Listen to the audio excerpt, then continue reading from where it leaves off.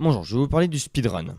Le speedrun consiste à finir un jeu vidéo le plus rapidement possible. Il existe deux grandes catégories de speedrun. Le Any%, qui consiste à finir le jeu par tous les moyens possibles, et le All Boss, qui s'applique souvent aux jeux de type jeu de rôle, ou des jeux tels que Pokémon, qui consistent à tuer tous les grands boss ou participer à tous les grands combats du jeu. Dans un speedrun, les joueurs aiment utiliser deux types de qu'on va appeler les glitches et les skips, qui sont deux types de bugs.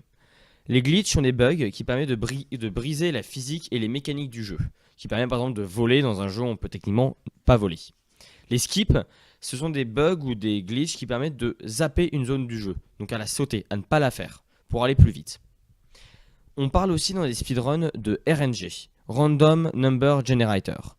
En fait, c'est, pour faire simple, un nombre généré aléatoirement, donc un objet ou un événement qui n'apparaîtra pas tout le temps dans votre partie, ce qui peut grandement affecter un speedrun.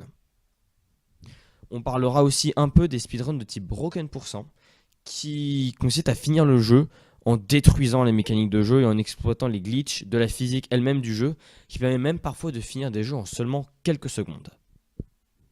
Voilà. Rebonjour, je vais vous parler des speedruns de la saga des Souls qui commence avec Demon's Souls et qui finit avec Dark Souls 3. La saga des Souls est une saga de jeux vidéo très prisée des speedrunners car le temps dépend surtout du talent du joueur.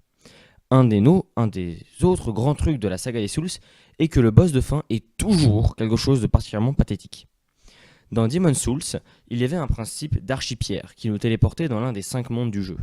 Dans le hub central, les limbes, on pouvait aller rejoindre n'importe quelle archipierre et rejoindre le monde qu'on voulait dès le début, ce qui laissait beaucoup de possibilités pour le speedrun. Dans Demon's Souls, le boss de fin est un tas de je sais pas quoi qui ne bouge même pas, qui ne bouge à peine en fait, qui bouge pas, et que vous devez tuer comme ça en 2 coups, et ça fait que le boss de fin est pathétique. Dans Dark Souls tout court, qui est la suite de Demon's Souls, on pouvait parer et transpercer les monstres. C'est-à-dire, quand ils nous tapaient, on pouvait aussi faire ça dans Demon's Souls, mais là, ça va être important, on pouvait repousser leur arme et enfoncer son épée dans le ventre de l'ennemi. On pouvait aussi récupérer une arme particulièrement puissante, qui était la hallebarde du Chevalier Noir, beaucoup plus connue sous le nom de BKH. Le boss final, et à son tour pathétique, pouvait lui aussi être paré et transpercé comme tous les monstres du début du jeu. Et en s'équipant de la grosse hallebarde, donc de la bec à hache, on pouvait presque le tuer d'un coup. Dans Dark Souls 2, on pouvait utiliser un bug qui consistait à parer un ennemi et à faire une roulade sur son corps. Notre personnage gardait la même hauteur qu'il avait lorsqu'il a fait la roulade, ce qui, étant donné que le monde était en pente et en montagne, permettait de voler. De plus, ça a modifié la physique du jeu, ce qui permettait d'emmagasiner de la vitesse en se bloquant contre un mur, et après de déplacer son personnage pour foncer comme une fusée. Les joueurs pouvaient ainsi se téléporter à la fin du jeu. Dans Dark Souls 3, je n'ai vu pas beaucoup de speedrun. Par contre, je sais que cette technique de voler existe toujours, et que si l'on quitte le jeu en déclenchant le combat contre le boss final, on va rester dans la zone du combat du boss, et le boss ne va plus bouger et ne même pas attaquer. Vous aurez juste à le taper et à le tuer. Maintenant, nous allons parler des speedruns de Zelda avec quelqu'un qui s'appelle comment? Ok, il s'appelle pas. On vous laisse avec pas. Bonjour, je ne m'appelle pas. Je vais vous parler des speedruns de Zelda. Je vais d'abord parler des différents temps et records du monde des speedruns, Any%, puis ensuite je parlerai des bugs utilisés pendant ces speedruns. 1. Zelda Ocarina of Time. Le record du monde de Zelda Ocarina of Time sur un speedrun Any% est de 17 minutes et 9 secondes. C'est beaucoup. Enfin, peu plutôt. Bon, passons à Zelda Breath of the Wild. Oui, on fait un saut dans le temps, là, passe des premiers aux derniers. Mais bon, le record Any% de Breath of the Wild en speedrun est de 39 minutes et 35 secondes. Passons à Majora's Mask. Son record, à lui, est d'1 heure, 19 minutes et 50 secondes.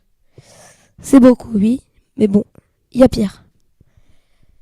Le record Any% de Wind Waker HD est de 1h13 minutes et 36 secondes. Encore pire. Enfin, c'est pire, ouais. Le record Any%, bon ok, je me répète, mais tant pis. De Zelda Phantom Hourglass, c'est vieux. Mais bon, tant pis. Et de 3h28 minutes et 40 secondes. Et enfin, Spirit Tracks. Sur DS, il n'y a pas beaucoup de bugs. C'est de 4h42 minutes et 29 secondes. Yo tout le monde, c'est Min77. Aujourd'hui, je vais vous parler des boss de Cuphead, les boss du monde 1. C'est un jeu de plateforme. Je vais peut-être vous expliquer ce que c'est dans une autre vidéo. Premier boss, le potager. La première phase, c'est une patate qui vous lance des boules de terre ou des vers de terre. Elle ne bouge pas. La deuxième phase est un oignon qui pleure et les gouttes retombent sur vous. Certaines sont roses et peuvent être parées. Il ne bouge pas non plus. Enfin, phase 3, la carotte. Elle t'envoie des carottes téléguidées à détruire. Des fois, un œil apparaît sur sa tête. Cela veut dire qu'elle va te tirer dessus avec des ondes. Elle ne bouge pas non plus. Deuxième boss, les grenouilles. Phase 1. La grande grenouille envoie des lucioles de feu à détruire. La petite fait tourner ses poings et envoie des points de feu dans votre direction. Certains peuvent être parry. Les deux ne bougent pas pendant cette phase. À la fin de la phase, la petite roule de l'autre côté. Phase 2. Elle envoie des boules rebondissantes et la grande fait du vent. Cela t'empêche d'avancer. Les boules font mal. Phase 3. La petite retourne de l'autre côté et fusionne avec la grosse en une machine à sous qui ne bouge pas. Pour la toucher, il faut attendre de pouvoir parry la manivelle. Et cela va activer un malus random, c'est-à-dire un malus aléatoire. Pendant la phase où il faut parry, la machine t'envoie des pièces. Il peut y avoir 3 types de ronds. Il y a les verts qui avancent assez vite, il faut éviter les pics qu'il y a dessus. Les jaunes ayant des pics aussi, étant plus lents, mais il y a des boules qui rebondissent dessus. Et la troisième, les rouges qui envoient de temps en temps des lasers et qui sont aussi lents. Troisième boss, la boule bleue. Première phase, elle fait des petits sauts et ou des grands sauts pour essayer de te toucher. Il peut également se gonfler pour vous toucher. Phase 2. À la fin de cette phase, des points d'interrogation roses que tu peux parry apparaissent. Puis, elle grossit et continue à sauter, faire des petits ou des grands sauts. Elle peut également te donner un gros coup de poing qui remplace le gonflage. Troisième phase, une tombe apparaît et le boss se retrouve dans la tombe. Elle se déplace rapidement et tente de vous écraser.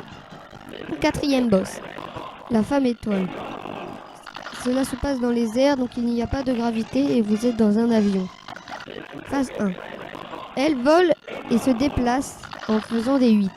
Elle envoie des mini-fusées que vous devez détruire, sinon les fusées vous tirent dessus. Elle envoie également des A, c'est-à-dire une parole qui va vous rentrer dedans. Phase 2. Elle se gonfle et s'en va. Puis, quand elle revient, elle se transforme en un taureau en forme de nuage.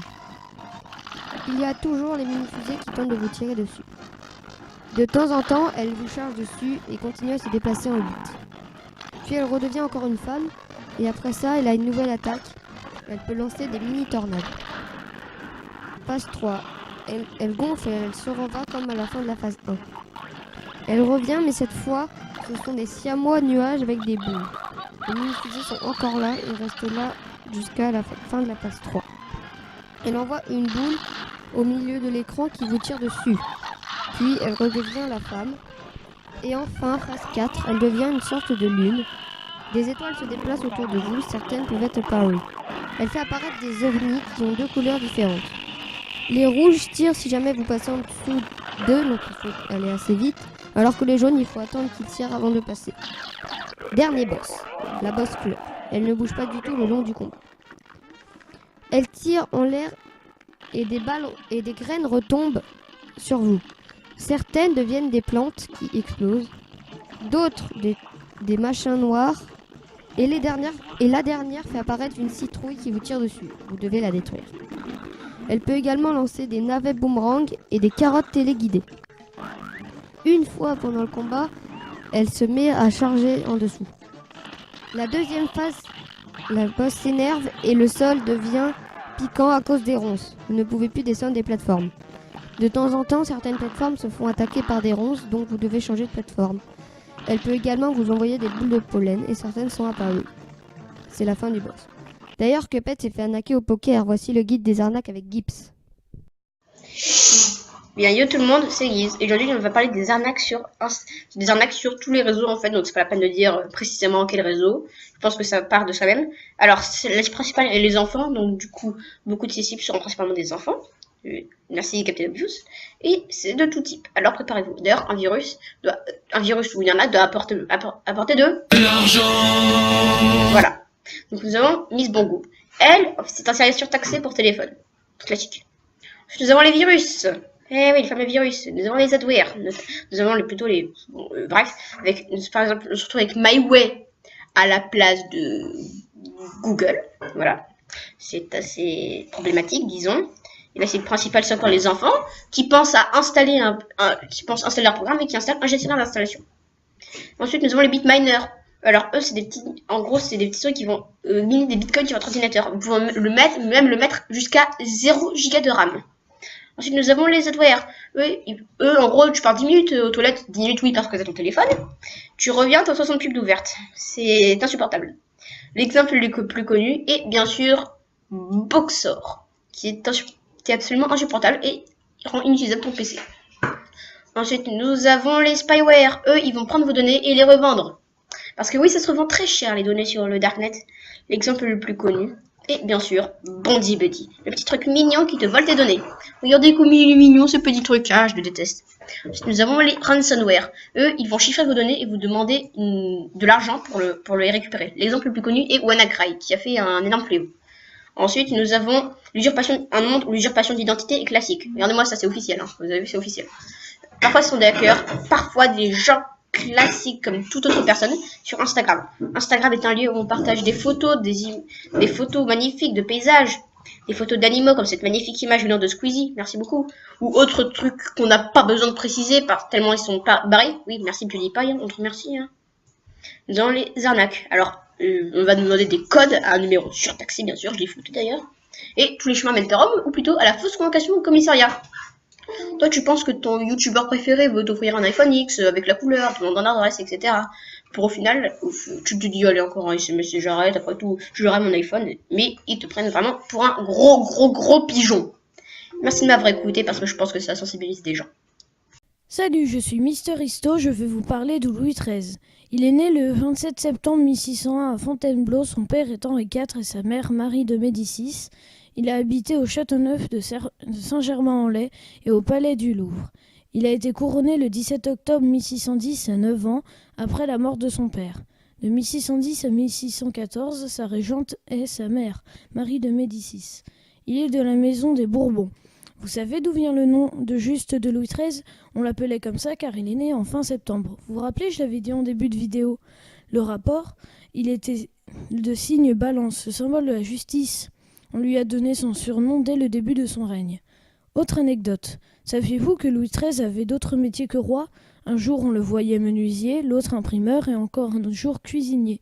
Malgré ses différentes passions, Louis XIII eut à cœur de raffermir l'autorité du royaume et de remettre de l'ordre dans le pays. Il ne cessa de faire des lois. Voilà, c'était la deuxième partie de mon grand projet sur Louis XIV. Après sa mère, vous avez eu des infos sur son père et la prochaine fois, vous saurez tout sur le roi Soleil. Abonnez-vous pour ne pas rater notre prochaine vidéo. Je vous propose maintenant un petit voyage dans le temps, retour à notre époque avec Pagani77 qui vous parlera des avions. Bonjour à tous, je m'appelle Pagani77. Aujourd'hui, je vais vous parler de l'Airbus A380. 1. Qui est l'ennemi principal de l'A380 ? 2. Quelles sont les caractéristiques de l'A380 ? 3. Qui a commandé des A380 ? 1. C'est le Boeing 747 qui est le principal ennemi de l'A380. Au début, Boeing voulait créé une version encore plus grande du 747. Mais ils ont finalement annulé. C'est pourquoi l'A380 est le plus grand avion de ligne actuellement. 2. L'A380 est extrêmement complexe. Il est composé de plus de 3 millions de pièces, dont le moteur qui est le Dreamliner qui a failli ne pas exister car Rolls-Royce, qui a créé le Dreamliner, était en liquidation judiciaire. 3. Il y a Air France qui a commandé seulement un Airbus pour faire le vol Paris-Sydney. Il y a Emirates qui en a commandé 300 pour le prix de 50 milliards d'euros. Ainsi, jusqu'en 2020, l'Airbus A380 a de beaux jours devant lui. En conclusion, l'A380 est le plus grand avion de ligne au monde et le plus complexe. Nous espérons que cette seconde vidéo vous a plu et à bientôt pour une prochaine vidéo. Au revoir.